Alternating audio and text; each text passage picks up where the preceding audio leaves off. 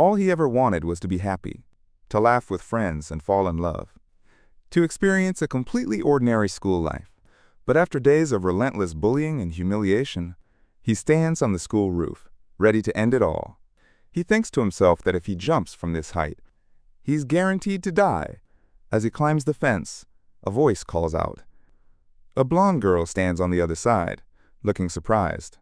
He freezes, his heart pounding. He panics, thinking she's going to call for help. But she turns away, then stops. With a cheerful, "Ta-da!" she holds up a dead crow. He stares, utterly lost and confused. Her fangs gleam as she asks a question. If he's going to die anyway, why not give his life to her instead? He explodes, screaming that she knows nothing about him. She looks at the crow, calling it a smelly, rotting piece of trash. Because it's already dead. The word trash rings in his ears. It's what his tormentors always call him. He breaks down, shouting about the normal life he can never have. A faint, knowing smile plays on her lips. In that case, she declares, she will grant him that life. But he must become her puppet. Before he can react, she's hopping over the fence. She lands right in front of him. Her hand reaches out and straightens his tie. "Give me control over your life," she says. She grabs his tie, pulling him dangerously close. "If we both live," she whispers with intensity, "you have to become my puppet." Then, her foot slips on the wet railing. They both go tumbling over the edge. In the chaos of the fall, their lips meet. They crash hard into the bushes below. He groans in pain, clutching a broken arm. She just laughs. It wasn't nearly enough to kill them. Leaning over him, she looks triumphant. "From now on," she declares, "you're my puppet." He asks for his first wish, revenge on his bullies. Her smile widens. She promises to grant his wish. A young man's voice cracks with desperation. He screams that he wants revenge on his bullies. A blonde girl appears, a wide, manic smile on her face. She looks at him and says, "Well said." She pats his head, and he flinches in surprise. She grabs his face, her sharp fang glinting. She will grant that wish of his. Later, he lies in a bed in a rundown apartment. The kitchen sink overflows with dirty dishes. His arm is heavily bandaged, and his face is pale. He dismisses her as just some weirdo. He looks at his hand and wonders why he couldn't have just died. Her voice rings in his head, vowing to grant that wish too. But he knows nothing is ever going to change. He thinks about his worthless life. The next day at school, the classroom is filled with whispers. His desk is covered in graffiti. D.I. trash. One of the bullies taunts him, calling him a stench. Another spots his injured arm, a cruel idea forming. He asks, mockingly, if he wants some well wishes on his cast. The boy shouts for them to stop, but the bully grabs his bandaged arm, marker ready. Suddenly, an intense dropkick sends a student flying. A blond boy named Ryuya lands, laughing maniacally. He asks if anyone got that on camera. He declares it's time for round 2, with his fists. He grabs another victim by the collar, fist raised. Then, a cheerful voice cuts through the chaos. "Morning!" A new girl stands at the classroom door. Ryuya and the other bullies stop, stunned into silence. The boy with the cast freezes. His eyes go wide. It's the girl from yesterday. The teacher stammers that she is a new transfer student. He stares, completely dumbfounded. The girl introduces herself as Tomada Kubaru. Ryuya is instantly smitten, calling her cute. He immediately asks for her contact info. Kubaru smiles and happily exchanges numbers with him. But then she turns away from Ryuya. Her eyes lock onto the boy with the cast. She walks right up to him and asks for his name. Leaning in close, she says she missed the chance to ask yesterday. A girl leans in far too close. The boy's face flushes with heat. He stammers that he missed his chance yesterday. She ignores him, her eyes intense. She demands that he tell her his name. The boy, Kiba, stumbles over his words. The scene cuts to a classroom. A different boy with spiky hair smirks. He asks the girl if she's into Kiba. He calls her crazy. He points a finger, ready to gossip. He announces Kiba stepped in dog poop on his first day. But the girl is already walking away. She coolly asks why she should care. She calls the bully story incredibly boring. A small fang peeks out from her smile. The bully can only stare, completely stunned. The girl turns her attention to the teacher. She asks where her seat is. The teacher flinches, her face pale with terror. Her hands tremble as she speaks. She nervously says the seat is next to Kiba. A wave of joy washes over the girl's face. She thinks to herself that this must be fate. She turns to Kiba with a gentle smile. She suggests that they sit down together. The spiky-haired bully watches in disbelief. His face is a mask of confusion and shock. He thinks about the dog poop incident, about what a lame loser Kiba is. He screams internally, "This can't be happening. Why would anyone ever pick Kiba?" He clenches his teeth, glaring at his phone. He types out a furious message. He tells Kiba to get out of his sight. He opens up the class group chat. A plan is already in motion. Gonna invite the transfer student. A message reads, "Post that video." A notification confirms it. Kubaru was invited to the chat. A dark, satisfied smirk crosses the bully's face. Later, Kiba finds Kubaru outside on the steps. He sits down to eat his lunch. She asks him why he can't eat with someone else. He calmly points out that it's lunch break. Suddenly, her eyes light up with an idea. She declares this is the perfect time. It's time for a strategy meeting. Kiba looks at her, completely bewildered. She asks if he already forgot their talk. She reminds him of their mission. They were going to get revenge on his bullies. Her fanged grin is wide and determined. She tells him she got invited to the group chat. She pulls out her phone with a flourish. Her cheeks are flushed with excitement. "Take a look," she says with a mischievous grin.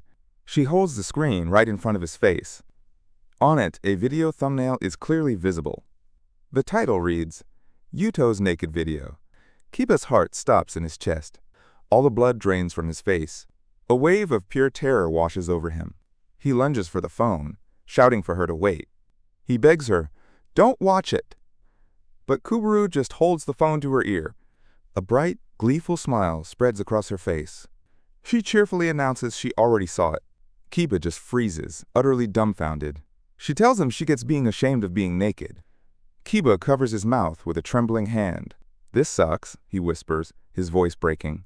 Kuboru tilts her head, looking at him. She asks if she shouldn't have watched it. "Of course not." Kiba explodes.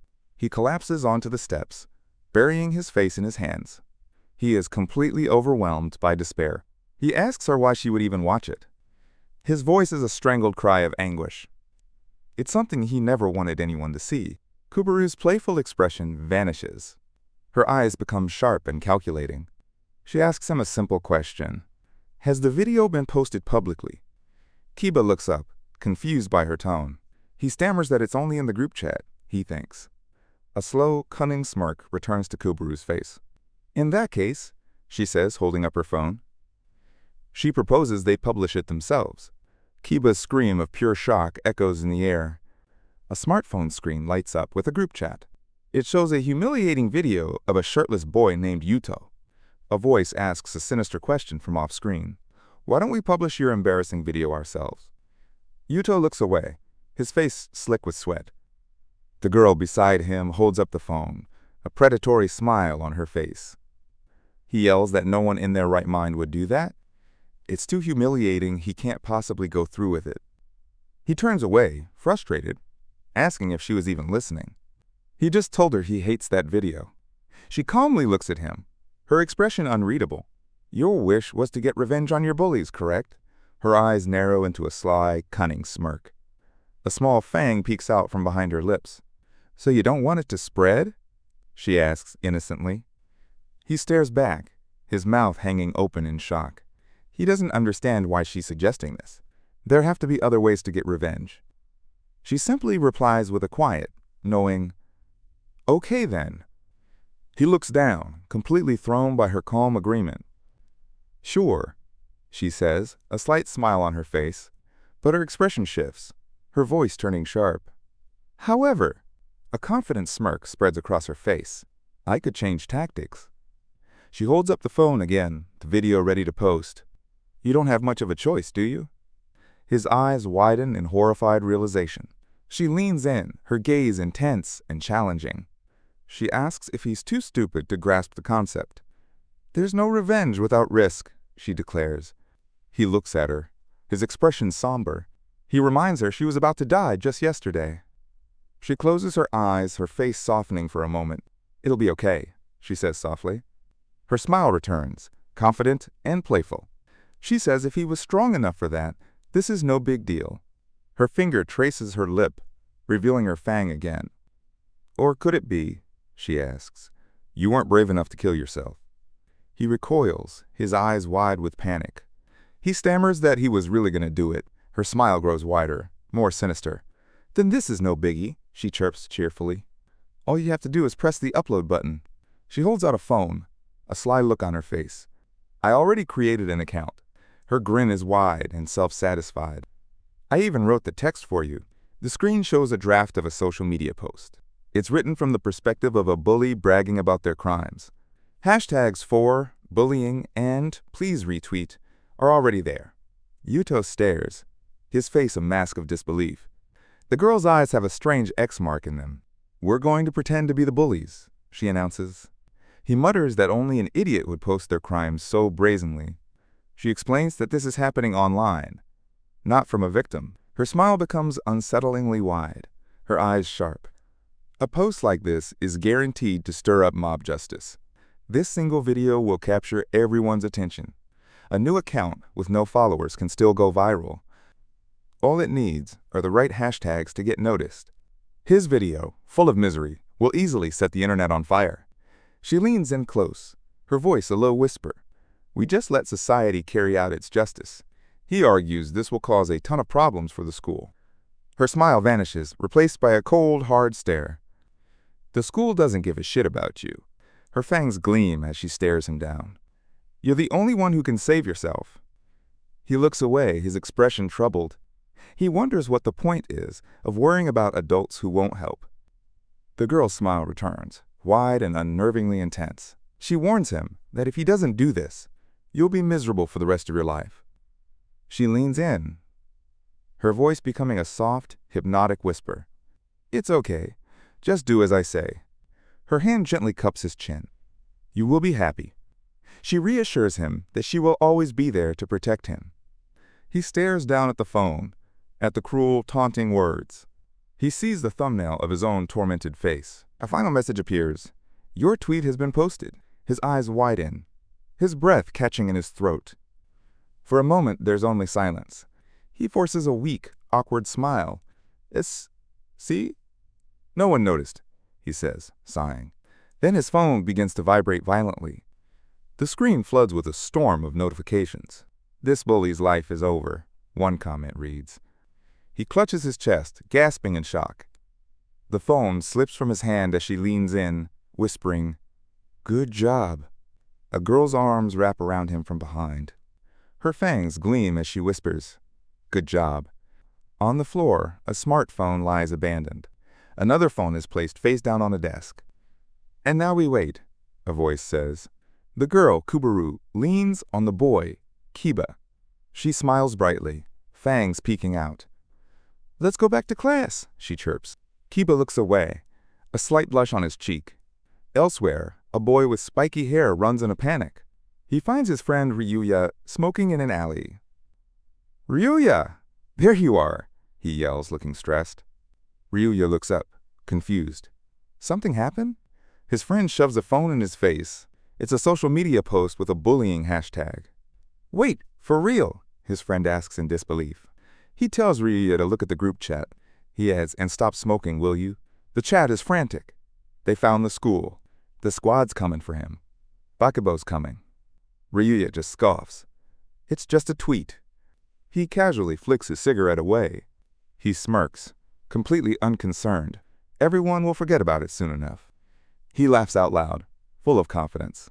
No one would have the guts to show up. A voice cuts through the air. No one has the guts, you say? A figure in a camouflage hoodie steps out of the shadows. They hold a selfie stick with a phone attached. Their face is covered in piercings and a tattoo. Bakubo Violence Channel, at your service. Ryuya stares up, his cocky smile gone. Bakubo is disappointed. You don't know me? They mention their 5,000 subscribers. Raya's eyes widen. Damn, Bakibo leans in. Today you're a guest on my stream. They try to force an earring onto Ryuya's ear. Ryuya flinches. Hold on. Bakibo grabs him, pulling him forward. He screams, trying to pull away. Get away! A sharp cry of pain echoes in the alley. Bakibo turns to their camera, playing the victim. Chat, did you see that? He just hit me. Ryuya stares, stunned and confused. He stammers that it was just an accident. Bakibo leans in with a cruel, knowing smile. Is that what you tell your victims too? They shove a sash onto Ryuya. They scream into the camera. This guy thinks it's all a game. The live stream chat explodes with rage. Disgusting. Piece of trash. Should be dead. Bakibo laughs, a wild look in their eyes. We have to teach him a lesson, right? The chat chants for judgment. Ryuya looks on, terrified. A fist flies toward his face. Judgment! The impact sends him stumbling backward. He clutches his chest, gasping for air. His face contorts in pure agony. He falls to his knees, vomiting on the pavement. Blood drips from his mouth as he looks up. Why? He whispers, his eyes full of confusion. Bakibo turns back to the camera, suddenly cheerful. It's just acting, that's all. They point to the sash on Ryuya. It reads, This is a joke. Bakibo winks at their audience. No one actually got hurt. But Ryuya is on the ground, terrified and bleeding. He tries to speak the truth. No, Bakibo's friendly expression vanishes. Their eyes turn cold, silencing him with a single look. Later, a bruised Ryuya remembers. He remembers seeing Kiba, the quiet boy, walking alone. He thought Kiba looked cool. He just wanted to be his friend. But his jokes were cruel, his presence overwhelming. Kiba finally snapped. Stop it! Ryuya was left shocked and heartbroken. The next day, a teacher addresses the class. Usami-kun has been hospitalized. The students start whispering among themselves. Kiba freezes, his face draining of all color. This is his fault. Kubaru leans toward him, a fanged smile on her face. Now there's no one to bully you, she says softly. Kiba feels a chill run down his spine. Was this really the right choice? Kubaru leans in even closer. Tomorrow, let's skip school and go on a date. He looks at her, trapped and completely mesmerized. A girl with a fanged smile appears before him. She playfully leans in, her face blushing bright red. She asks him to skip school tomorrow and go on a date. The next morning, Yuto walks to the station, completely sleep-deprived. His arm is in a sling, his hair a total mess. He can't believe how much he's freaking out over this. And then, standing near a bed of white flowers, he sees her. She's dressed in stylish clothes, not her school uniform. She spots him and calls out his name, Yuto.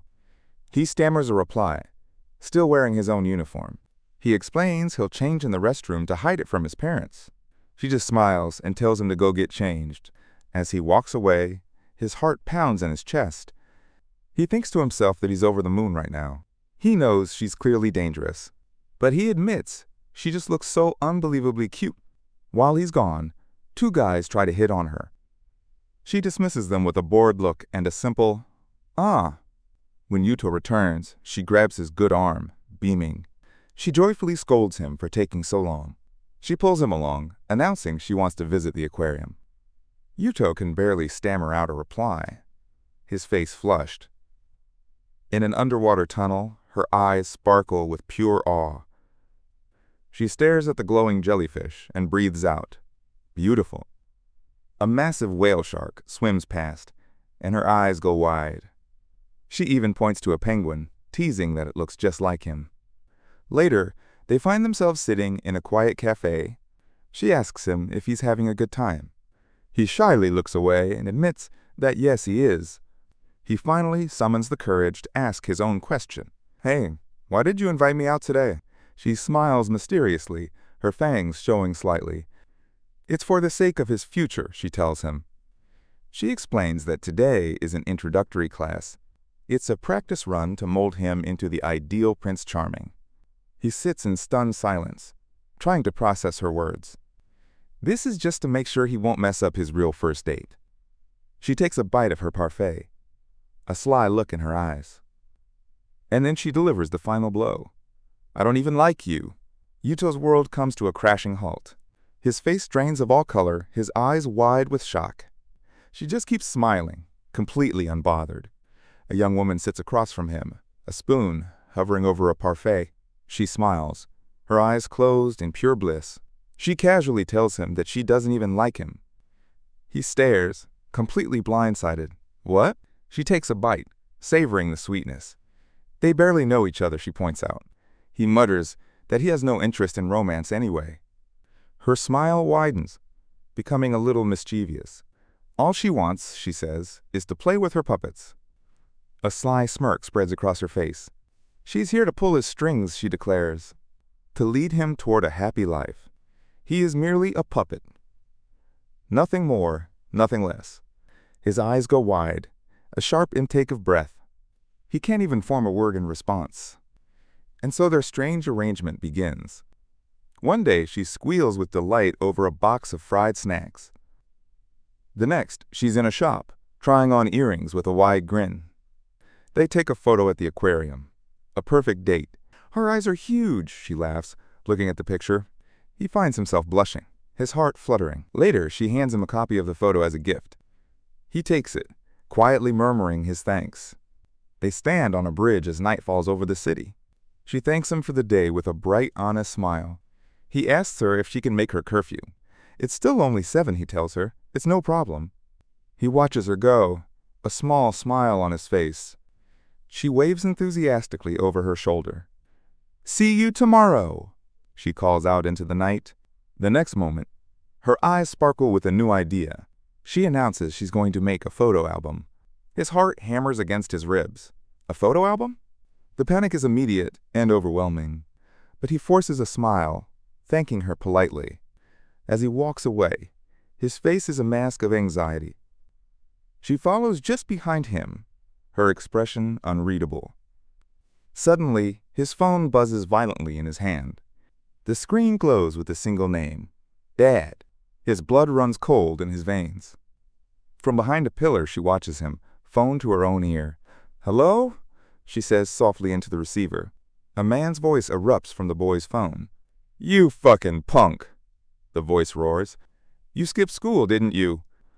The boy stands frozen, his face twisted in horror.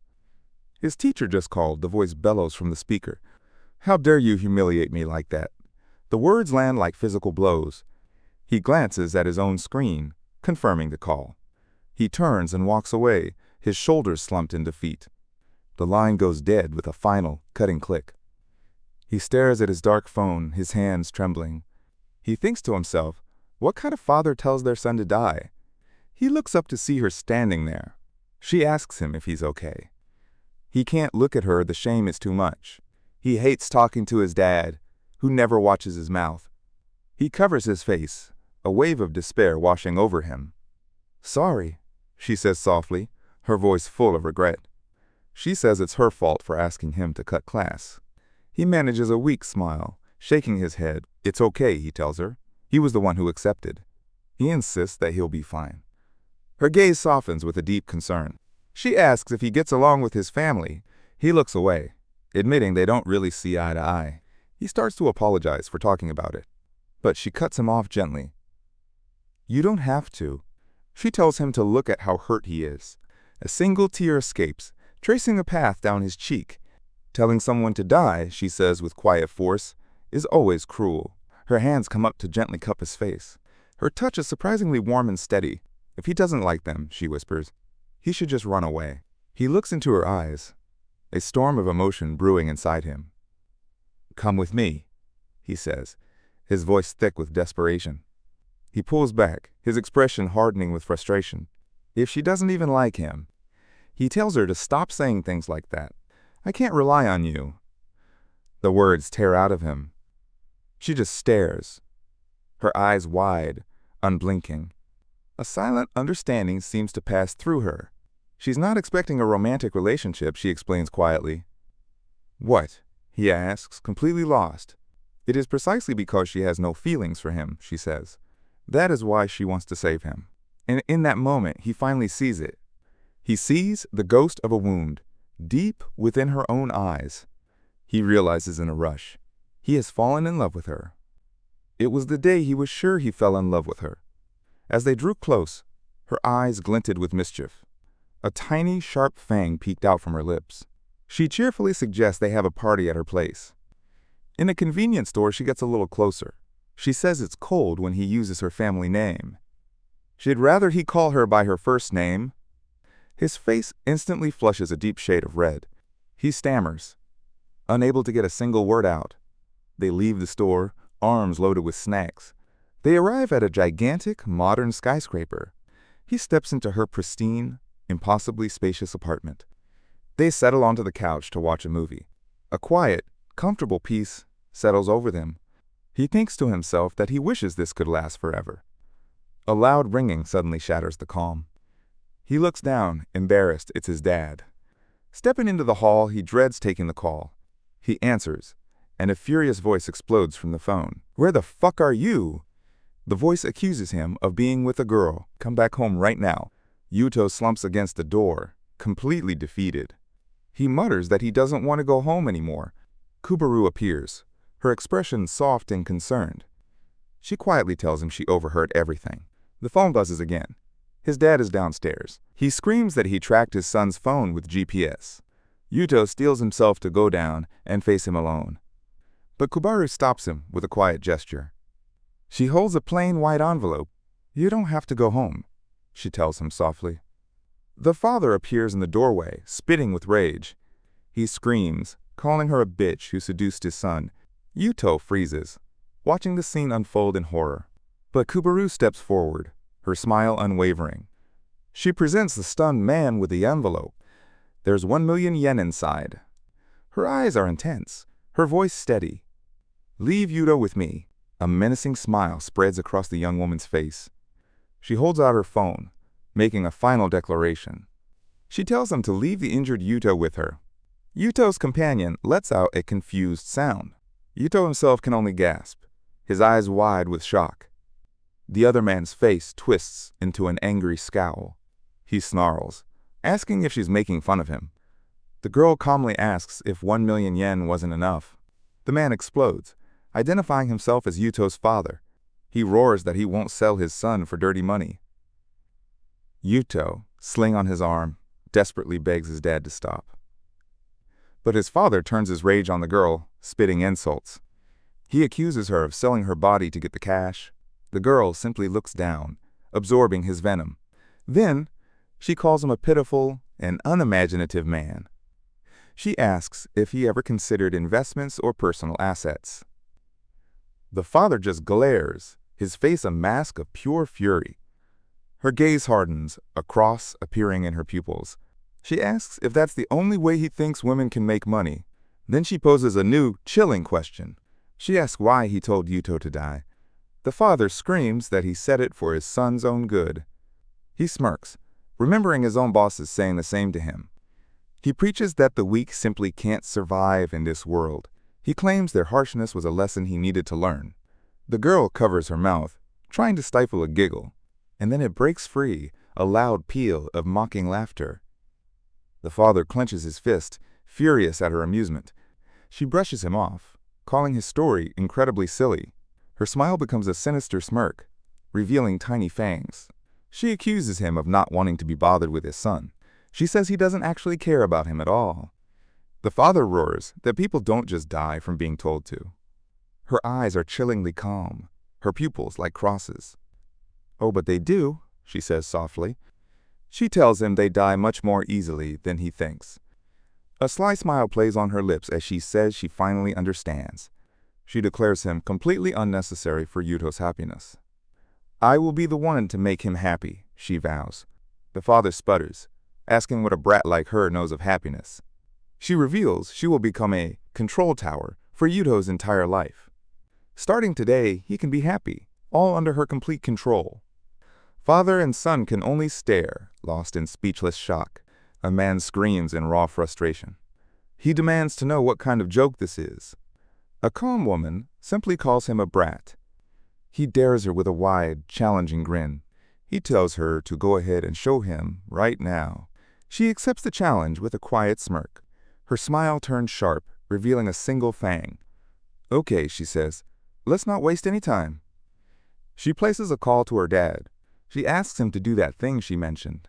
Her eyes close in a mischievous smile. "Please do it right now," she insists sweetly. She hangs up with a satisfied, "Thanks, love you." A moment later, her father looks up, confused. A notification buzzes on his phone. His eyes widen in utter disbelief.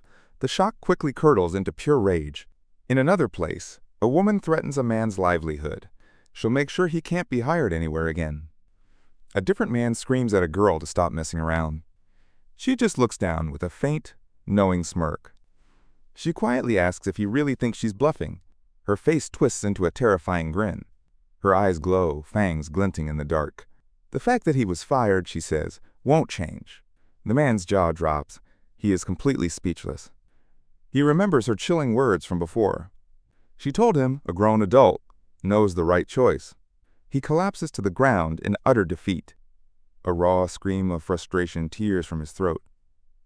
The girl stands over him, still on her phone, smirking. She holds out a crumpled piece of paper.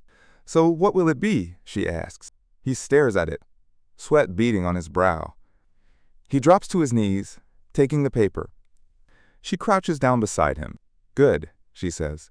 "You made the right call." The business concluded. The scene shifts. She's at the movies with a different young man. He looks flustered, but she just grins wide.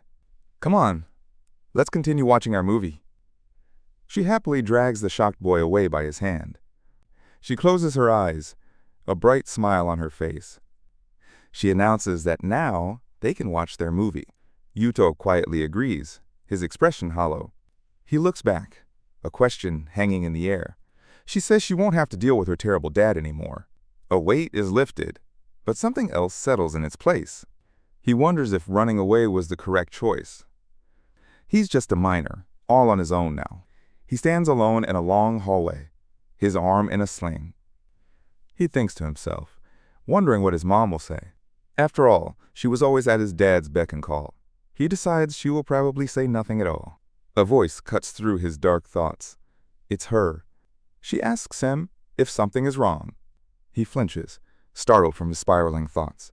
He tries to play it off, saying it's nothing, but she presses on, asking if he's worried. She understands he just left his family behind. Her eyes blaze with a fierce, sudden intensity. She swears an oath that she will make him happy. Yuto can only stare, completely overwhelmed. Later, the word END glows on the monitor. Tears are streaming down Yuto's face. She simply comments on how great the movie was. He admits the last line was just so cool. She calls it a cliché and grabs the remote for another film. A new title appears on the screen. It's a romance movie. She calls it a classic for any date at home. Yuto's face flushes a deep, panicked red. She tells him they're just practicing for the future. He shouts that it's never going to happen to him. She just grins, showing a tiny hint of her fangs. On screen, a couple moves closer for a kiss. They both feel a wave of secondhand embarrassment. Suddenly, the characters on screen are kissing. Yuto's face becomes a mask of pure panic. The kiss just keeps going on and on. Then, he feels a delicate hand rest gently on his own. She tells him that at times like these, you're meant to hold her hand. He looks at her, blushing and utterly flustered. She looks back, her eyes glinting, and asks why they don't kiss too. Her face inches closer, a subtle smile on her lips. He blushes furiously, trying to look away. He pulls back, flustered, insisting they can't do that. Her eyes go wide in shock, hand covering her mouth. She asks him if he doesn't want to kiss her. He denies it, saying that's exactly why they can't. He grabs his head, shouting that she needs more self-respect. She just hums thoughtfully, completely unfazed. A wicked smile spreads across her face. Her fangs gleam as she says she wouldn't mind kissing him. He throws his hands up, shouting not to say that to someone she rejected. She looks genuinely surprised, asking, "Rejected?" He sputters, reminding her about what she said at the aquarium. A smug grin appears on her face as she remembers. She explains she was just ascertaining their positions back then. His eyes narrow as the realization dawns on him. He asks her if this means she actually likes him. Her only answer is a flash of a playful, fanged smile. He slumps, defeated, and she calls him a real piece of work. She agrees, telling him she won't kiss him anymore. But, she adds, she still wants him to get romantic experience. He can only stare, completely baffled by her words. She declares that tomorrow, they'll find him a girlfriend candidate. His jaw drops. He can only shout, "What?" The next day, she leans back in her chair, glowing with smug energy. She tells him he's going to write his own romantic comedy today. She asks if there are any girls at school he's interested in. He quietly admits that there aren't, really. He thinks to himself that the only one he likes is her. He explains that he was bullied and never even made friends. Her teasing expression softens for just a moment. She decides that's where they'll have to start then. She points toward a girl struggling to erase the blackboard. She grins, telling him to go lend her a hand. Maybe, she suggests, he'll become her hero. He feels like a creep but walks over anyway. He gently offers to help the girl reach the board. She looks up, surprised as he easily finishes the job. He turns back to her with a kind, reassuring smile. He tells her to let him know if she ever needs anything. The girl watches him leave, a slight blush on her cheeks. She then looks at him with newfound sincere eyes. She tells him that being kind is extremely important.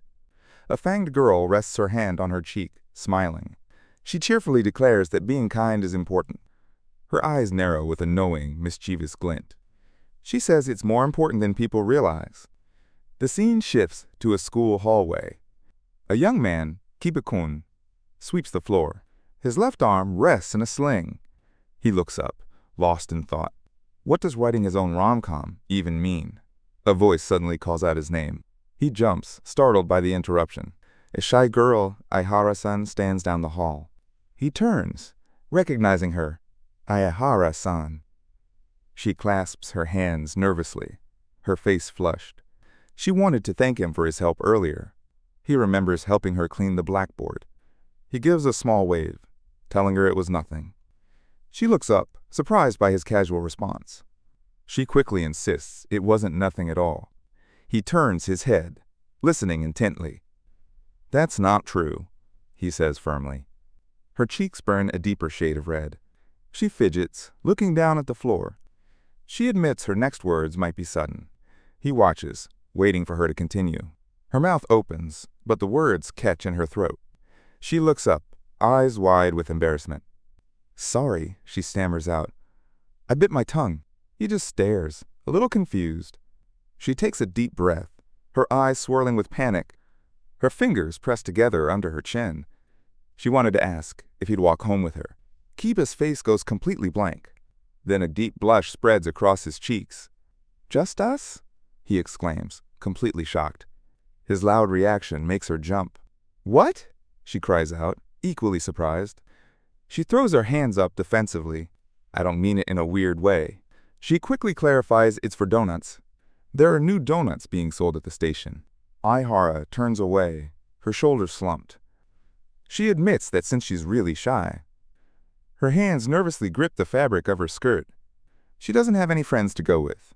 She looks down, her cheeks still burning. She reminds him of what he said earlier, that she could call out to him if she needed anything. She looks up, her eyes pleading. Tears begin to well at the corners. Her voice is barely a whisper. "Is that a no?" Kiba's expression softens instantly. A warm smile spreads across his face. "Of course not," he says. He'd gladly join her. Aihara's face completely transforms. A radiant, open-mouthed smile breaks through her tears. Her eyes sparkle with pure joy and relief. "Thank you," she beams. "Then let's meet up after class." Later, Kiba stands alone in the hallway. He's still thinking about what just happened. A teasing voice cuts through the silence. "Gored yourself an after-school date, eh?" He whips his head around, annoyed. The fanged girl, Kubaru, stands there smiling. Her cross-shaped pupils seem to gleam. She leans in with a casual, devastating warning. "You can't tell her you're living with me." Kiba freezes. His mind goes blank. He mutters that he already knows that, but the guilt is already settling in. He thinks of it as a half-baked love triangle, a situation that's just making him feel awful. He recalls Kubaru's serene, distant expression. He's sure she has no real affection for him.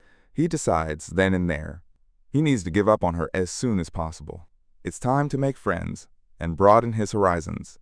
He clenches his fist, renewing his resolve. Just then, Kubaru leans in again, smiling. She asks about his upcoming date. "Let me listen in on it," she says with a grin. She suddenly presents a sleek, metallic pen. She explains that it's a microphone. Then she reveals a case of wireless earbuds. "Put these on," she orders, her smile widening. "Leave them on so I can talk to you." Kiba stares, his jaw hanging open. "Huh?" Her expression shifts, becoming sharp and dangerous. "No pulling any funny business, you hear." A girl with sharp fangs smirks, issuing a stern warning. She tells a boy he'll do exactly as she says. A hand holds out a pair of wireless earbuds. A voice instructs him not to let her know he's on a call. In the school hallway, another girl wishes him good luck. The boy, Kiba-kun, stands by the lockers, letting out a heavy sigh. He feels the immense weight of this task on his shoulders. He turns as a girl with long dark hair, Aihara, calls his name. She blushes, asking if he waited long for her. The two walk down the street in an awkward silence. Suddenly, a voice in his ear asks if he can hear her. Kiba-kun touches his earbud, confirming the connection. Through the feed, the fanged girl smiles playfully. She tells him to repeat her words, starting now. Kiba's eyes go wide.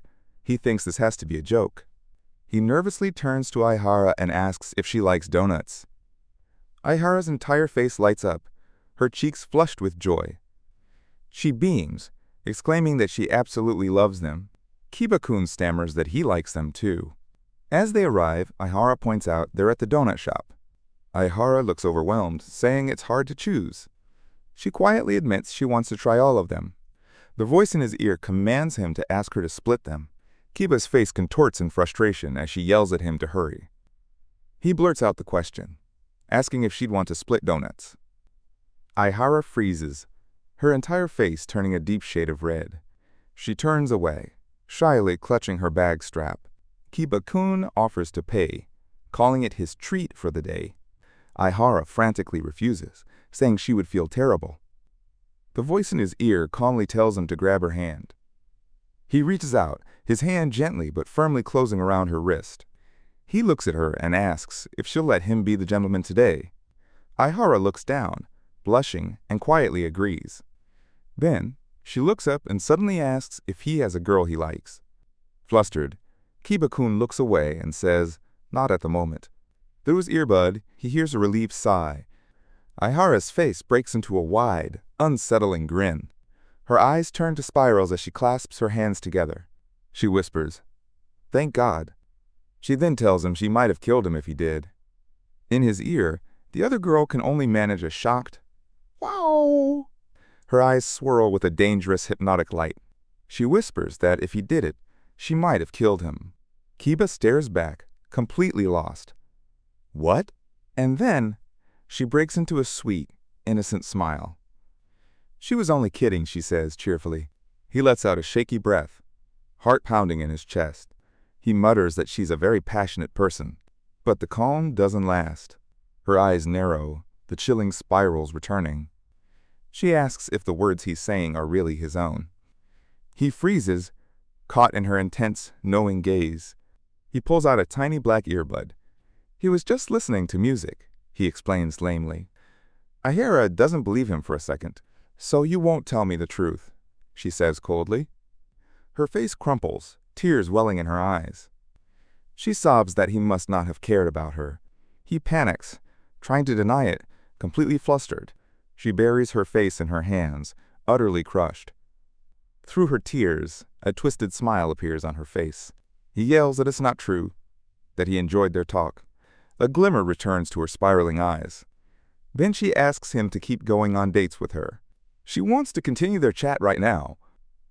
At her house, Kiba is floored by the sudden, bold invitation. He thinks about Tomada-san, the call he hung up. He looks at Aihara's fragile, desperate state. He feels he has no other choice. He closes his eyes and reluctantly agrees. But this whole time, Kiba was never the target. The scene shifts, revealing the brutal truth. Aihara smashes a heavy ball into someone's head. The figure crumples to the ground, unconscious. With a sweet smile, she calmly takes their phone. She scrolls through it, her face darkening with certainty. "I knew you were lying," she sees.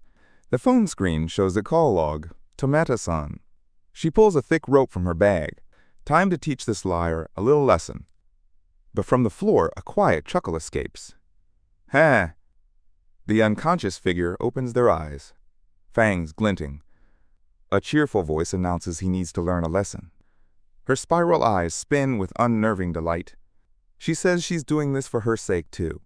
The man on the floor can only manage a curse. His vision blurs as consciousness begins to fade. He wakes with a start. His hands are bound tightly to a headboard. A woman in lingerie leans over him with a smile. He screams in shock. It's Aihara-san. He asks why she's in her underwear. Her eyes are swirling vortexes of obsession. She says she didn't want to get blood on her clothes. The word blood echoes in his terrified mind. She tells him his punishment is about to begin. She seethes, saying she'll never forgive him. She accuses him of toying with that girl's heart. He shouts that it was never his intention. Confused, he asks if that girl isn't her. She calmly replies, no. She says she's her older sister, Rina. He stares, completely lost. They look identical. She explains it's natural, since they share the same body. She then asks if he's heard of a split personality. The man's mind reels from the revelation. Rina begins to tell a story from the past, of a little girl whose parents were horribly abusive. A flashback shows a child crying, locked in a dark storage shed. We see her small hands banging on the door. She screams for her daddy to let her out. Tears stream down her face as she cries that she's scared. The darkness closes in. She gasps that she can't breathe. A desperate plea echoes in the dark. Somebody save me. And then, a new voice answers from within. A gentle presence offers to take her place in the pain. It asks to use her body, promising to protect her. Back in the present, Rina's eyes harden with resolve. A hand closes around the handle of a large kitchen knife. She tells him he will repent for what he did to her. She holds the gleaming blade in front of her. She glances at his face, lost in thought. An idea forms.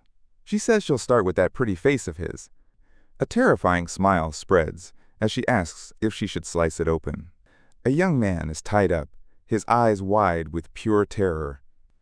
A voice drifts from off-panel, taunting him about his pretty face. The speaker is a girl with long, dark hair, a kitchen knife held in her hands. Her eyes are unsettling, filled with swirling manic energy. She smiles wide and asks if they should slice his face open. Pinned to the bed, he shouts for her to wait, to talk this over. The girl, Aihara-san, holds the knife right to his throat. Her eyes are blank as she looks at her phone and says simply no. He sweats, trying to explain himself, but trails off. In a desperate move, he points to the side and shouts. He cries out that there's someone at the door. The sudden noise startles her, and she freezes. She turns toward the door, clearly annoyed. She decides she'll just ignore it, but a sudden clicking sound comes from the lock. Her eyes go wide. What was that? A thought crosses her mind. Are they trying to unlock the door? The lock clicks again, and the doorknob begins to turn. The door creaks open, a sliver of light cutting into the room. A figure with light hair is seen peeking through the narrow gap. The scene is revealed from the intruder's perspective. The boy, Yuto, is tied up, with the girl straddling him. The intruder, a blonde girl, finally reveals herself. She holds up a thin piece of wire with a mischievous grin. She proudly announces she got his door open. She adds that she has a lot of tricks up her sleeve. She steps fully into the room and finally takes in the situation. Her playful smile fades just a little. Oh dear. She stares at Yuto and calls him nasty. The crosses in her pupils seem to gleam. She says this only happened because he didn't listen to her. Yuto is frantic, shouting that it's not what it looks like. He desperately begs her to help him. The blonde girl, Kubaru, just smirks. Yep, that's me, she says with unnerving confidence. Aihara-san's head snaps towards her, her expression furious. She finally realizes this is the girl from the phone. Her eye swirls with a pattern of pure, undiluted rage. She glares at Kubaru and declares, "You're dead." Yuto dangles from his bound wrists, utterly terrified. Kubaru nervously holds up her hands in a placating gesture. She forces an anxious smile, showing off her fangs. She says it wasn't her intention to upset her. Then she offers a quick, casual apology. She states that her only desire was for Yuto to experience real love. She insists there was nothing else to it. Aihara's rage gives way to utter confusion. "Huh?" she asks, her mind reeling. Real love? The idea is so absurd it breaks her concentration. But then her anger returns, magnified. She explodes, screaming that Kubaru is a liar. If that was true, she wouldn't be chatting behind her back. Kubaru calmly shakes her head. She says it's just a misunderstanding. She wasn't chatting, she was just giving him instructions. She smiles, placing a hand on her chest. "I give instructions," she explains coolly, "and Yuto follows them." She says that Yuto gave her his life. Now she controls everything he does. From which foot he starts walking with, to every single word he is about to say. Her face twists into a predatory, sinister grin. Each and every one of his decisions is now made by me. She closes her eyes, her expression serene. In the end, she says, "He will have a happy life." She opens her eyes and looks at Aihara. "Isn't that wonderful?" Aihara stands there, trembling, clutching a massive cleaver. She breathes out a single accusation. "You're insane." She insists that none of this makes any sense. Kubaru looks down, her smile gone. She tells Aihara she's being very serious. Her eyes become sharp, meeting Aihara's gaze. "I don't think I'm insane," she states flatly. Aihara's hand tightens on the knife's handle. She growls, warning Kubaru not to mess with her. In a flash, she lunges, tackling Kubaru to the floor. She screams that Riho is not a plaything. Pinned to the ground, Kubaru pulls out another knife. She holds it right to her own throat. She calmly asks Aihara to calm down first. Aihara screams that she's perfectly calm. She grabs Kubaru's wrists, accusing her of having a split personality. Kubaru's eyes go wide, as if she's just had an idea. She asks if Riho-chan would be sad if she died. She says that if Aihara kills him, Riho-chan will become a murderer. Aihara freezes, completely thrown. Her eyes swirl with shock. She falters for a moment, then swings the cleaver wildly. "Gotcha!" But she misses. The blade clatters uselessly. Aihara cries out in frustration, covering her face. In that instant of distraction, Kubaru lunges forward. She grabs Aihara by the head and pulls her into a deep, shocking kiss. Aihara's mind goes completely blank. Her eyes spin into dizzying spirals. Kubaru gently pulls back, her expression soft. She holds the dazed Aihara in a close embrace and asks why can't they all just be happy together. A girl with sharp teeth and glowing eyes leans in close. She smiles wide and asks, "Why don't we all be happy together?" The dark-haired girl, Riho, stares back, completely dumbfounded. Their friends, Yuto and another girl, are just as shocked. But the blonde girl is confident, a mischievous grin on her face. Her fangs show as she insists she can make it possible. Later, she gently holds Riho's face in her hands. She promises that from now on, life will be much more fun. Riho is lost, wondering how she could ever be happy. The blonde girl begins to explain her strange philosophy. Happiness, she says calmly, takes many different shapes. Everyone has their own path to find. Riho agrees there are so many choices to make. The girl offers to guide her through them all. Then her expression shifts, becoming intense and unsettling. She leans in and asks Riho to become her puppet too. Riho flinches, pulling back in shock. She stammers that none of this makes any sense. She thinks to herself that this girl is obviously crazy, but a strange, wistful smile forms on her face. She can't understand why the words are so enticing. Her thoughts begin to spiral out of her control.